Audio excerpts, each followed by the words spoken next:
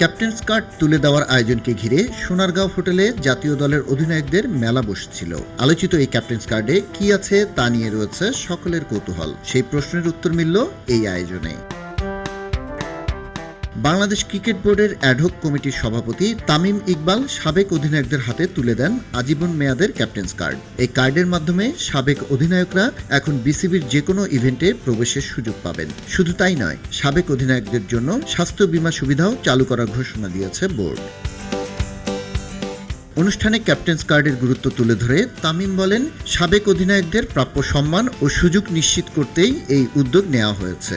আমি কোনোদিন দেখতে চাই না যে আমাদের ক্যাপ্টেন একটা টিকিট নিয়ে লাইনে দাঁড়া থাকবে, আমাদের ক্যাপ্টেন বিসিবিকে ফোন করবে যে আমার টিকিটটা কই। I do not want to here this, do not want to listen. সাবেক অধিনায়ক হিসেবে তামিম ইকবাল নিজেও আরেক সাবেক অধিনায়ক শফিকুল হক হীরার হাত থেকে কার্ড গ্রহণ করেন।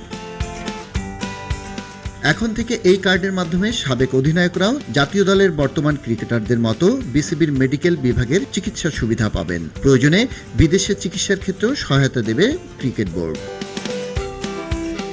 বাংলাদেশের প্রথম আন্তর্জাতিক ম্যাচের অধিনায়ক শামীম কবির ইতিমধ্যেই প্রয়াত হয়েছেন। তার বাইরে এখন পর্যন্ত পুরুষ দলে ৩ সংস্করণ মিলিয়ে অধিনায়কত্ব করেছেন ২৬ জন ক্রিকেটার।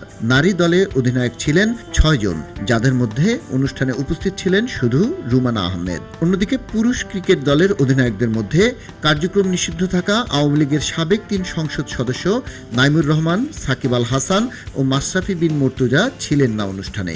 এছাড়াও গত ৭ এপ্রিল ভেঙে যাওয়া আমিনুল ইসলাম বুলবুলের নেতৃত্বাধীন বোর্ডে থাকা ৩ অধিনায়ক আমিনুল ইসলাম, ফারুক আহমেদ ও খালেদ মাসুদও ছিলেন অনুপস্থিত। তবে যারা এখনো কার্ড গ্রহণ করেননি তারা চাইলে যে কোনো সময় এসে তা সংগ্রহ করতে পারবেন বলে জানিয়েছেন তামিম। সব মিলিয়ে এই ক্যাপ্টেন্স কার্ড যেন শুধু একটি পরিচয়পত্র নয়, এটি দেশের ক্রিকেট ইতিহাসের প্রতি সম্মান, অধিনায়কদের অবদানের স্বীকৃতি আর ভবিষ্যতের জন্য একটি নতুন দৃষ্টান্ত।